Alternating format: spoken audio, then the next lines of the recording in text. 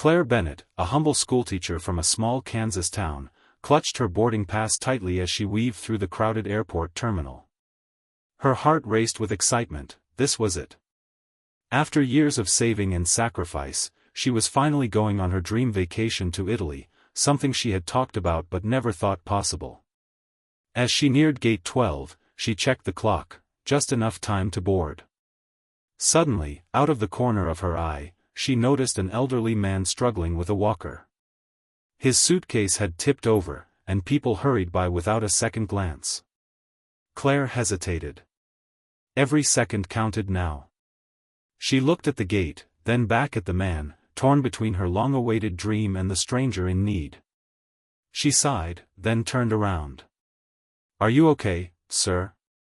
"Here, let me help you," she said gently, kneeling down to gather his things. The man looked up, surprised but grateful.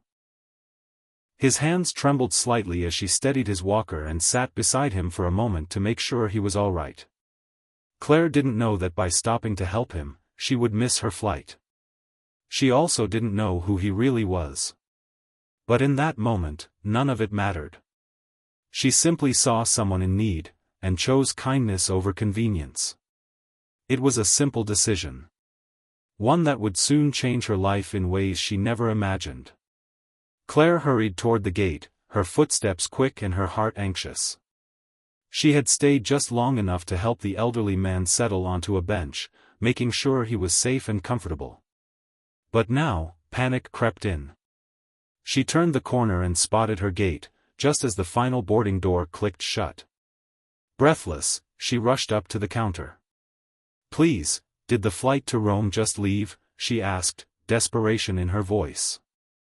The attendant looked at her apologetically. "I'm sorry, ma'am.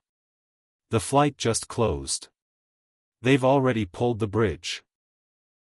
Claire stood there frozen. All the excitement, all the planning, all the years of saving, gone in a moment. She stepped back slowly, swallowing hard as emotion tightened in her chest.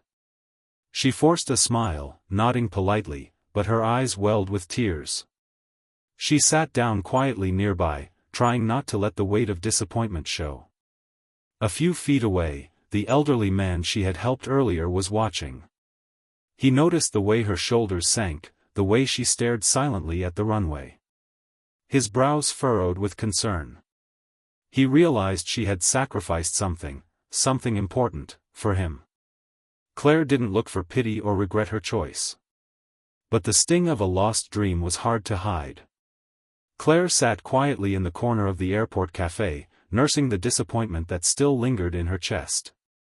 A gentle voice broke her thoughts. "Miss? May I join you?" It was the elderly man she had helped. He was holding 2 cups of coffee, offering one with a grateful smile. Claire hesitated, then nodded. He sat across from her with surprising grace. "I never got to thank you properly," he said. "Most people don't even stop to look. But you did." Claire smiled softly. "You looked like you needed help. That was more important than my flight." They talked.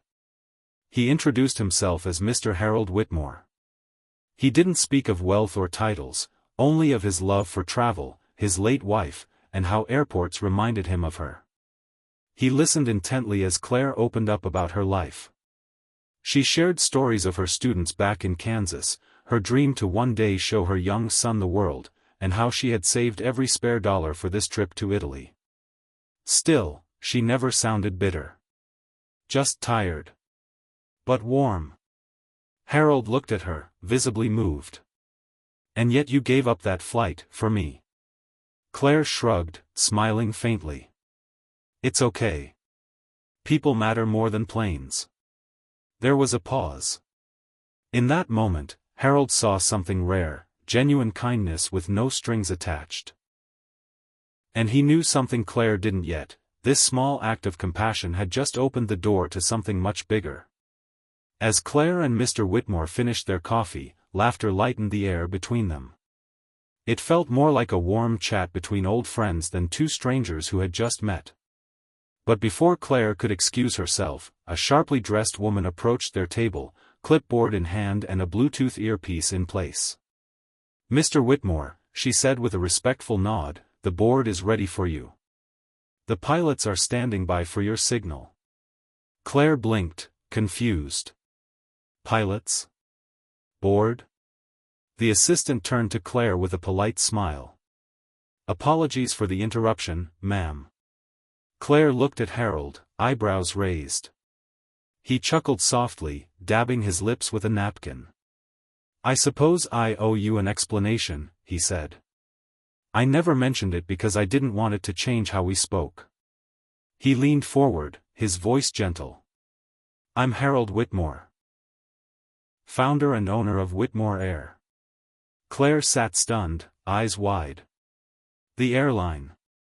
His airline. I like to travel anonymously sometimes," he continued. "Keeps me grounded. But today, I was feeling tired, even a little forgotten. Then you stopped everything just to help me. No cameras. No recognition. Just kindness." His eyes softened. "You reminded me of what matters most. And for that, I'm truly grateful." Claire said nothing for a moment, overwhelmed, not by his wealth, but by the realization that her small act of compassion had reached someone in a way she never expected. The golden hues of sunset spilled across the private terminal as Claire stood in awe. A sleek jet waited on the tarmac, its polished surface gleaming in the fading light. She still couldn't believe it. Just hours ago, she thought her dream trip was lost. Now, she was being escorted to a private jet like royalty. Mr. Whitmore walked beside her, a quiet smile on his face. Just before she climbed the stairs, he handed her a sealed envelope.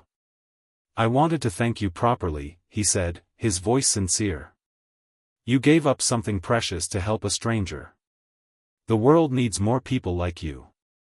Claire opened the envelope and gasped. Inside was a check made out to her school, more than enough to fund supplies, field trips, even scholarships. Her hands trembled. "I don't know what to say," she whispered, overwhelmed. "You already said it," Mr. Whitmore replied. "When you chose to care." Moments later, Claire settled into the plush seat of the jet. As the engines roared to life and the plane ascended into the sky, she gazed out the window. Tears welled in her eyes, not from what she had received, but from what her simple act of kindness had led to. She had missed a flight. But she had taken off on a far greater journey. One that began with compassion, and ended with a future forever changed.